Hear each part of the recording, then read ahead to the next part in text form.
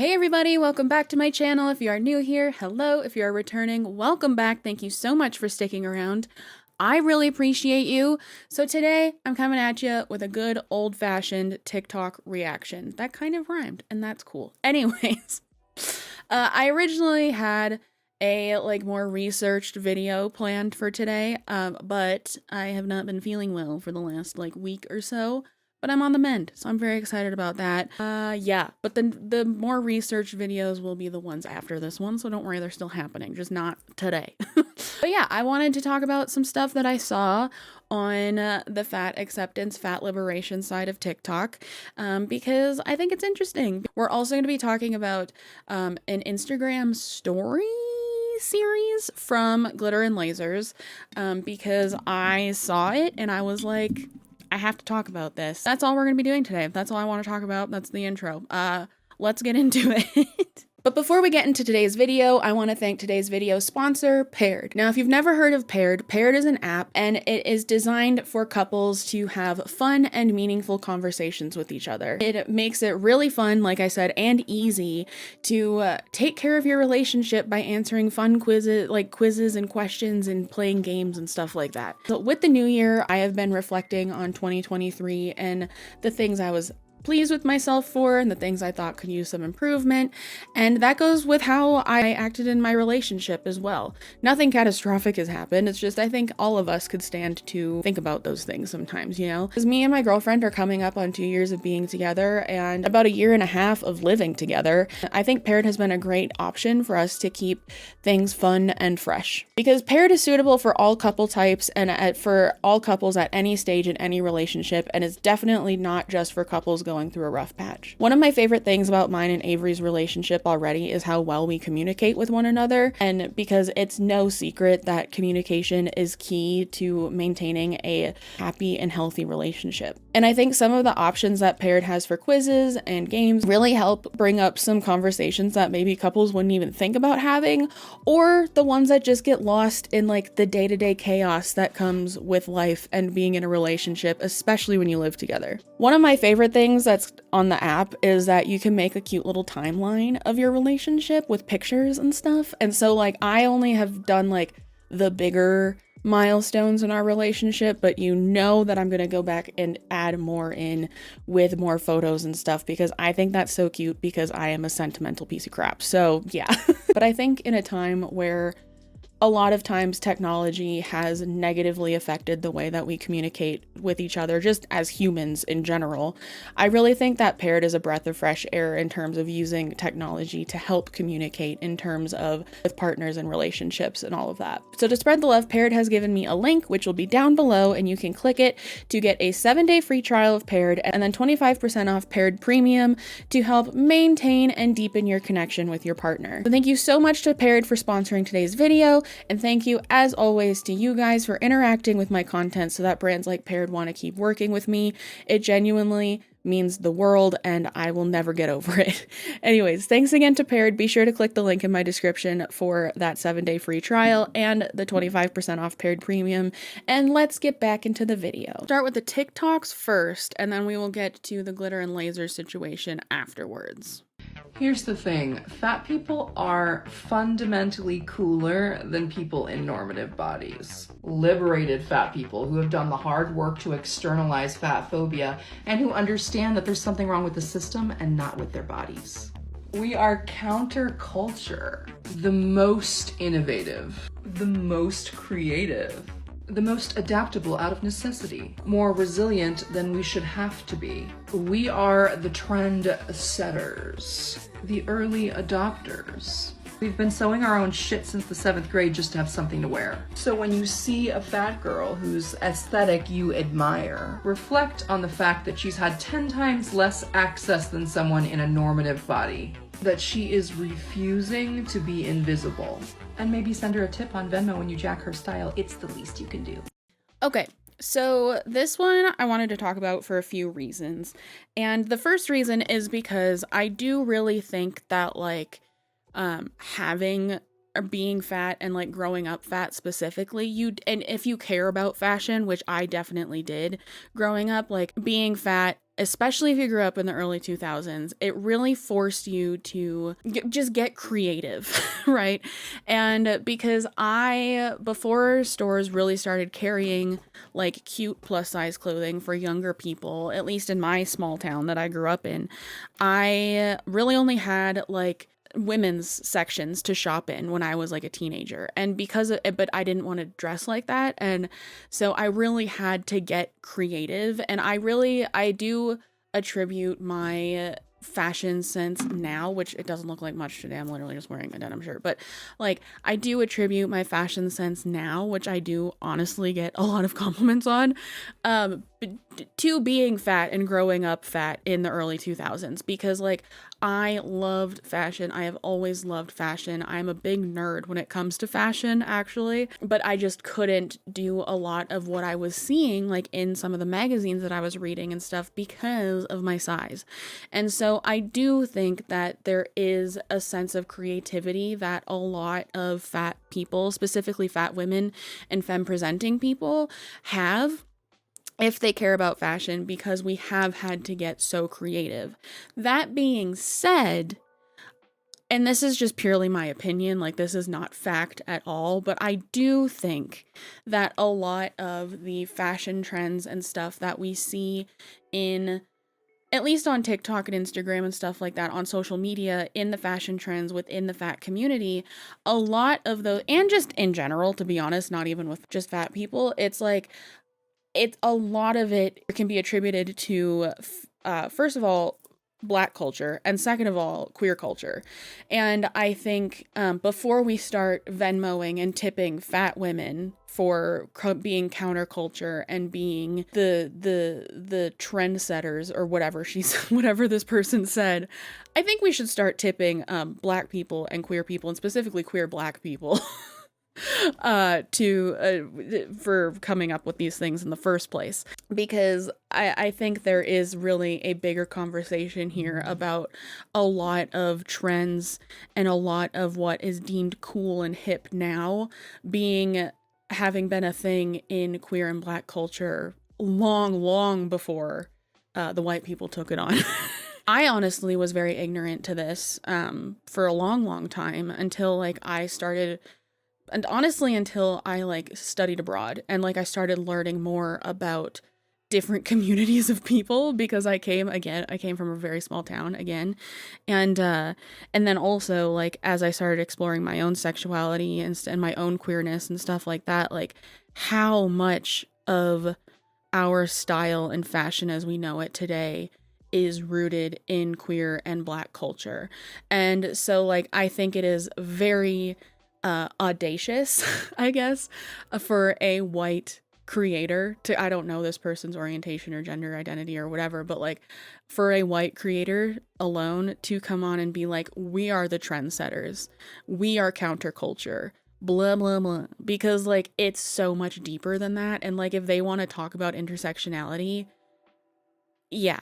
And also just the inherent like putting down other body types because saying that fat people are cooler than you, that's just a tale as old as time at this point. But I just thought this was really interesting because I do feel like fat activism and fat liberation, this movement does tie itself along with the like queer community. And so I'm like, I feel like just focusing on the fatness of contributing to style and trends and counterculture and stuff like that, like I think it's very weird to leave out everything else that attributes to it. I don't know.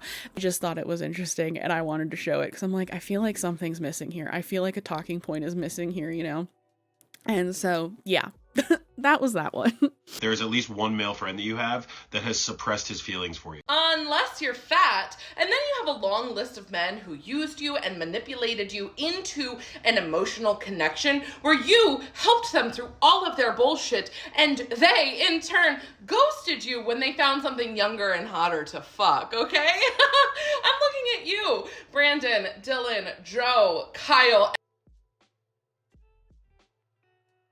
This one I've been wanting to talk about for a while because I found it a few months ago, but like I've been trying to make like a more like my reactions have more of a theme to them. This one does not, but I've so it just never fit. It never fit into one that I was thinking about making. The whole thing with this talking point is with like, first of all, the creator that this person stitched has his own issues.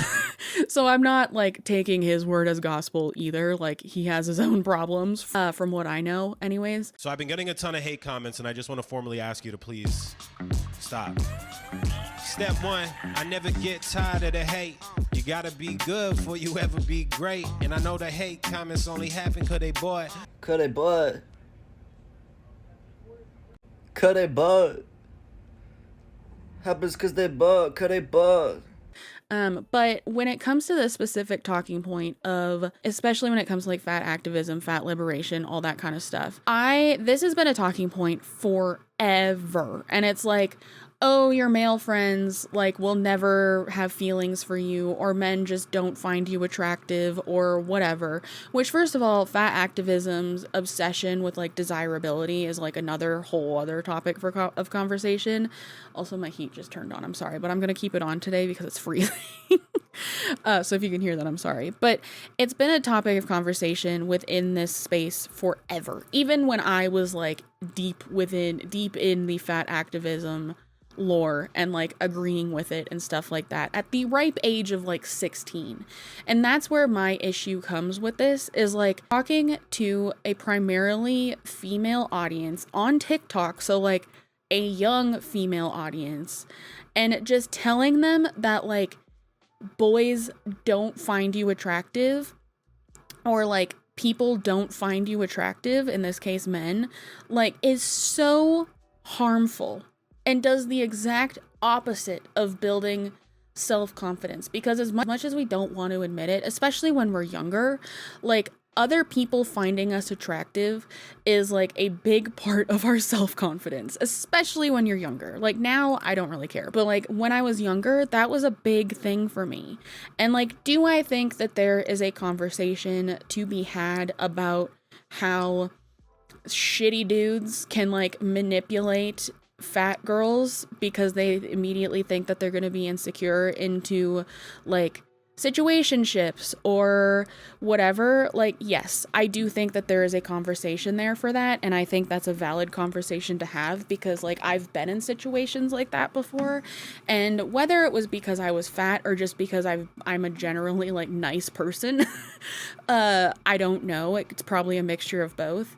I've been in those situations, and yeah, they suck, and like they happened when I was younger and when I like in adulthood as well. Like, it sucks. But I think starting this conversation being like, well, except when you're fat, this is not gonna happen to you. Like, none of your male friends are gonna have any suppressed feelings for you, and blah, blah, blah, which, like, that also is kind of a toxic talking point. Like, I really do think boys and girls and men and women can just be friends. Like, I have friends. Like, I have male friends that are just friends. But I just think being like, well, except when you're fat, men aren't going to find you attractive, and they're just going to manipulate you, and they're just going to, like, I think that is such a harmful thing to say on the internet, especially on TikTok, especially in fat liberation and fat acceptance, when the majority of the audience is girls and femme-presenting people, and on TikTok where where it's primarily like younger generations, right? Like, that is such a harmful thing to say and a harmful narrative to spread, and it just drives me insane. And so that's why I wanted to put this one in here, because I was like, I hate this talking point so much. And I do think I kind of want to make a whole video on like fat activism and their obsession with desirability. I've talked in previous videos about like preferences and stuff like that, but I just think the way that they talk about attraction and desirability and stuff like that is so contradictory a lot of the times. And so yeah, I'm probably gonna make a bigger video on that topic, but I just wanted to put this one in here for that. Gentle reminder that your mid-size and plus-size friends probably don't want you to initiate a conversation around body image with them. At least in my experience, a lot of my friends who are thinner than me will often start that conversation or think it's okay to start that conversation with me simply because I weigh more than they do. And so they assume she must struggle with her body image, right? I mean, look at her. And so maybe they think they're being relatable, but all I'm hearing is how much you would hate to look even an ounce more like me than you currently do. Because skinny people aren't talking about not being able to fit into clothes at mainstream clothing brands. They're not talking about not being able to receive appropriate medical care. They think that it's just about dysmorphia or hating yourself or something like that. And that's certainly part of it, and that's not to say that it's not a real struggle, but it is to say that some people make certain assumptions about what must be going on in the mind of a mid-size or fat person just because of their size. Because in reality, a fat person might love themselves more than you do, but that won't change the fact that they might not be able to fit into an MRI machine, or might be paid tens of thousands of dollars less per year on average than their skinny counterparts. It doesn't change the fact that when they go to the doctor, fatal cancers that they have are missed because they're told that they just need to lose weight. It doesn't change the fact that when they go to the gym, they're made fun of loudly, or that they're harassed in the street and have trash thrown at them out of car windows. So while you're talking about trying to learn to love your body as it changes, or not hate these certain, muffin tops or belly pooches or whatever, that might actually be the one not relatable thing to your mid and plus size friend, because they might totally love themselves and have come to peace with that ages ago, but still be fighting really significant, systemic discrimination. And then that lack of relatability is only made worse by the fact that the things you're struggling to love are the things that look more like them. That's not to diminish the very real psychological toll that body image issues and body dysmorphia can have on a person, especially a woman growing up with the media that we're marinated in since birth. But you do have a responsibility to process that in a way that doesn't harm other people.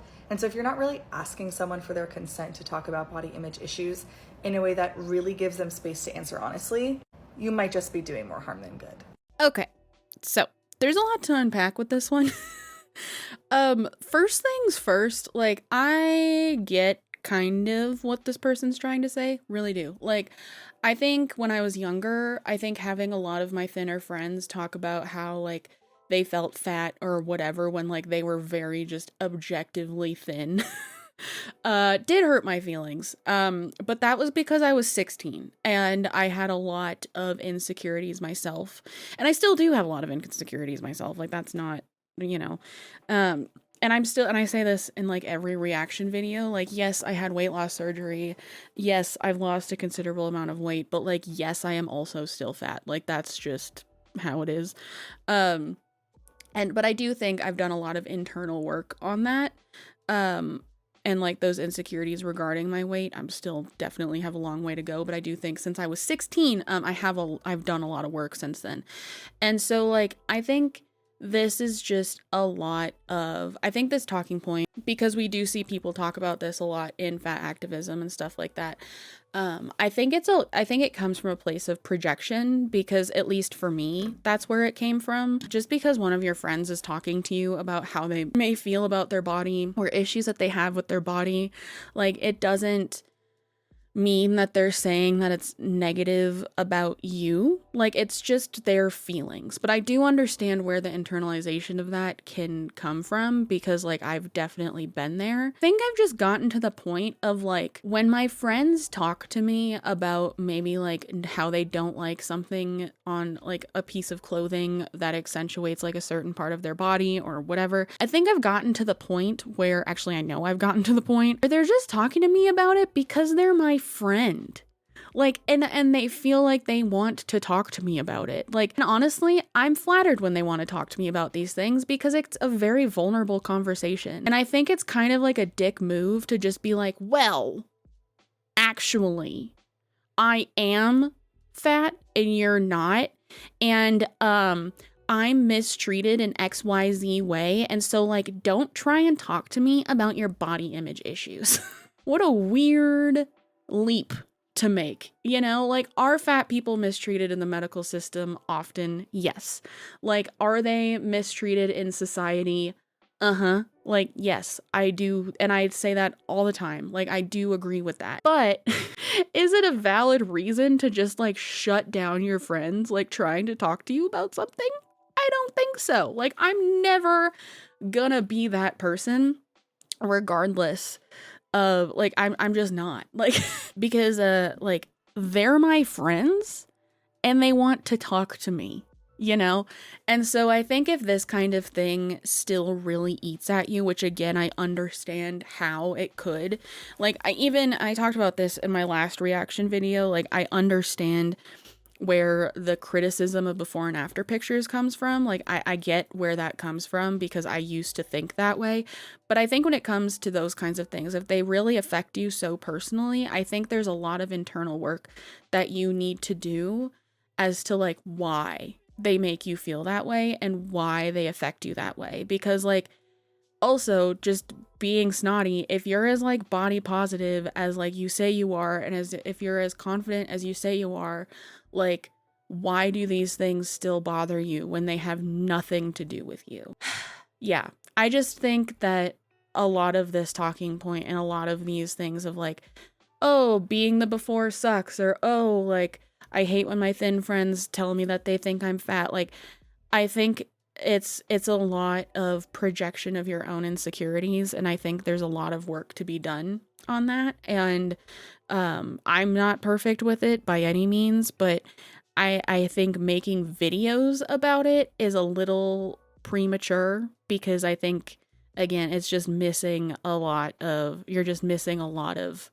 internal stuff that should be worked on. And I also think we should just let our friends talk about stuff because they're our friends. Wild concept, I know. I cannot believe it's 2023 and people are still telling each other that a good way to get someone you love to lose weight is to suggest that you work out together or suggest that you do a physical activity together. Bitch, we see right through that.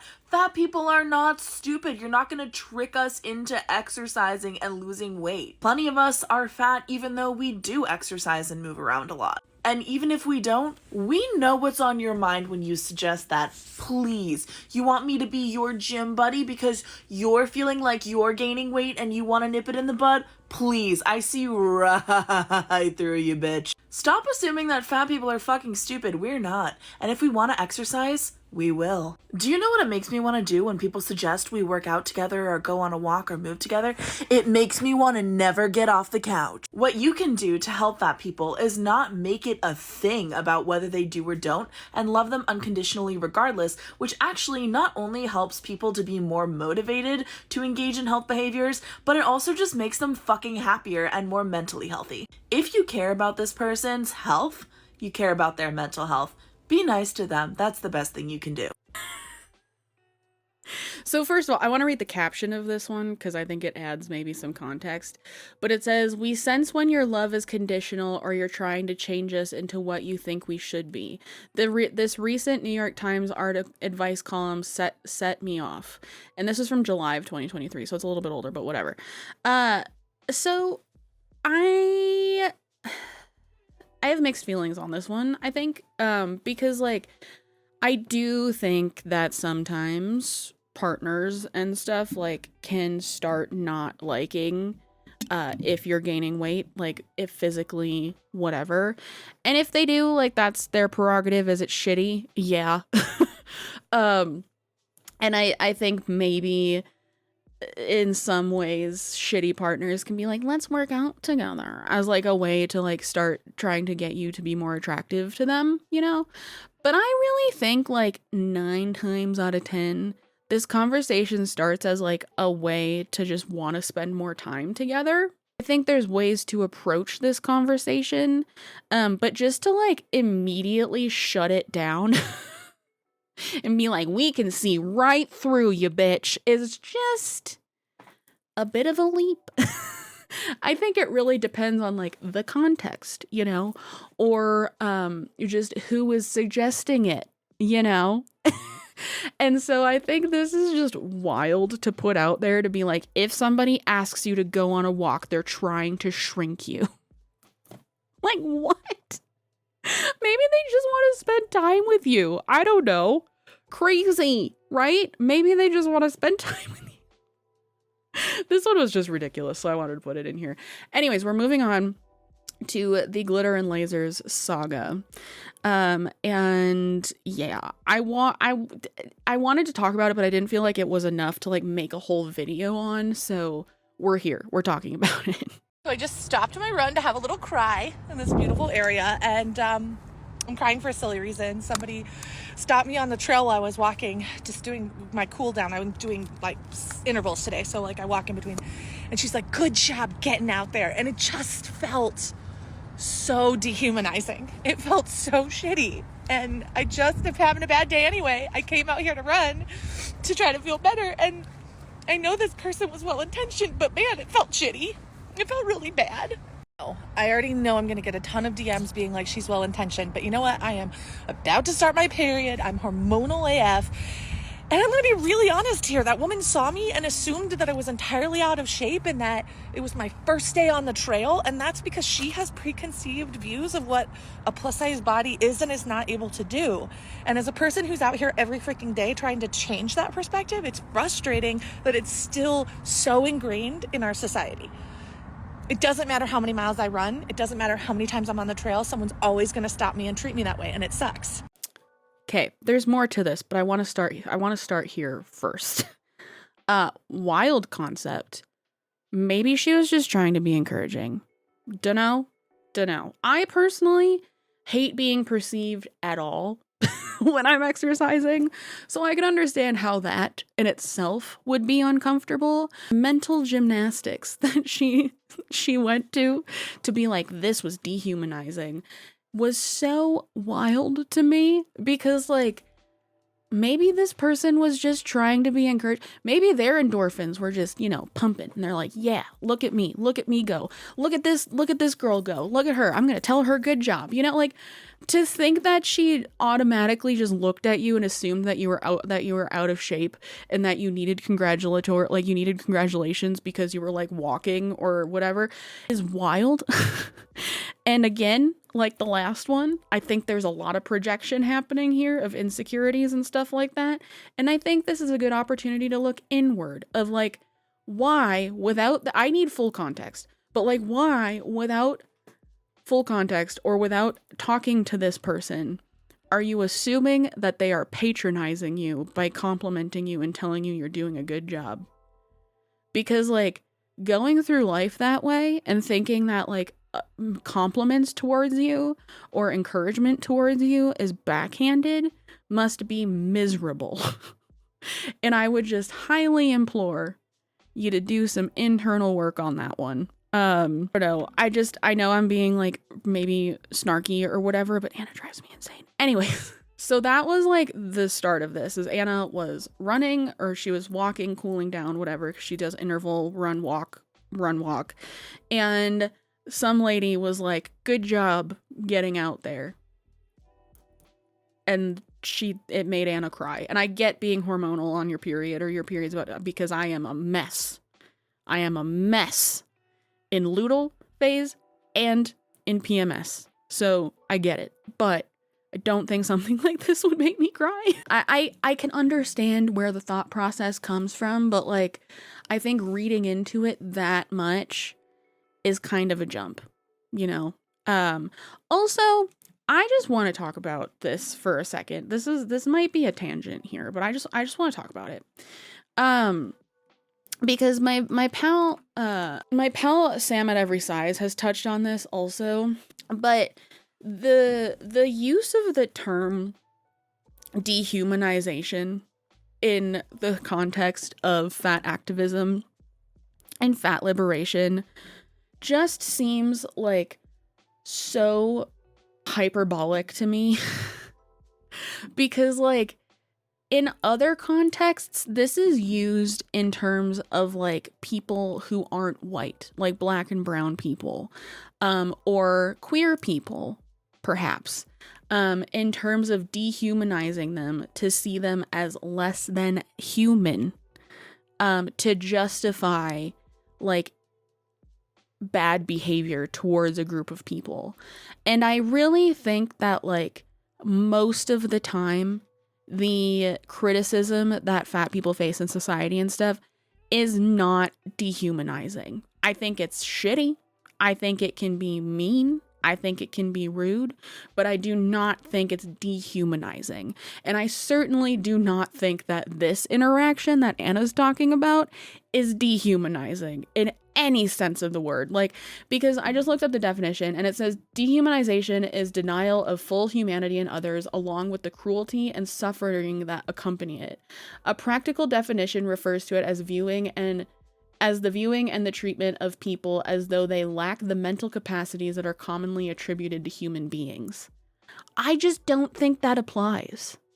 You know, I just don't. And like, I think again, it could be like a similar thing to how people just throw around like mental health diagnoses on the internet now, and like certain words don't mean what they used to because of how widely used they are on the internet. But like, dehumanization is a big one to use and to use incorrectly. And Sam at Every Size has talked about this as well, in terms of like in like historical context and stuff too, which is super interesting. But it just, especially in this instance with Anna, it really rubbed me the wrong way because I'm like, that is not dehumanization. That is not dehumanization. If at worst, if this woman was ill-intentioned with telling Anna she's doing a good job, is just a dick move, you know? I don't think it's because she saw you as subhuman, you know? Anyways, I just wanted to go on that tangent for a little bit. But Anna did not stop there. She continued. So let's watch the second set of these, shall we? Just got home and somebody asked me like what would I preferred she had said or done. And I thought about this because I think it's important to share that there are ways to engage or interact with people on the trail and even cheer them on without making them feel less than. So my favorite thing that people do on the trail all the time is just give me a smile. Honestly, that gives me a lot of energy and doesn't make me feel less than. And it's easy. So I would say just give me a smile. I love it. And honestly, I would say there's no need for words unless you know who I am and you know my journey. Then it's a little bit different, right? I had a guy fist bump me once and be like, I just think you're awesome and I love that you're sharing your story. And that was awesome because there was context that made it clear that this person knew who I was, understood what I was doing and what it took to get there. And that made it feel more sincere versus diminutive. Okay, so those are the second two that she posted when she got home. How wild of a concept to be like, sorry, I'm thirsty. I've been talking a lot for the last couple hours. How wild to be like, don't talk to me on the trails. Do not tell me I'm doing a good job on the trails unless you know me from social media. What? I personally, and this isn't to say if you see me in public, do not come say hi to me, because please come say hi to me. It blows my mind every time. Like, it's only happened maybe twice, but it blows my mind every single time. Please come say hi to me. I love meeting you guys. But like, it's also just really weird because I'm like, holy shit, like my social media spans, you know? I could never imagine being like, hey, don't talk to me unless you know me from the internet. Weird, wild. I do kind of, I understand the concept of like, hey, maybe just like don't talk to people when they're exercising. Because that's like a really personal thing for me. Like, me exercising is like me time. And like, I don't like being talked to while I'm exercising. But if somebody does, like, I'm not gonna be mad, you know? Or if somebody tells me I'm doing a good job, I'm not gonna be like, wow, you're dehumanizing me. Certainly not. I just think this was really interesting and like kind of a wild take. Because I think this lady just wanted to tell you you were doing a good job, you know? Could have come from a place of ignorance, yeah, and I can understand that, but like, I really don't think it was worth making a fuss on Instagram about. Just a thought. Anyways, that's it. that's it. My battery's about to die. I need to wrap it up. So thank you for watching. Let me know what you thought of any of these down below, because I always like reading your comments and your thoughts and opinions. Thank you to Paired for sponsoring today's video. Be sure to check out the link in the description. Thank you to you guys for making it this far. Leave a tea and or coffee emoji if you made it this far, because I'm drinking iced tea. Yeah, that's all I've got for today, guys. I will see you in the next one. Be sure to be kind to yourself, be kind to others, drink your water, take your meds if you need them, and I will see you in the next one. Okay, bye.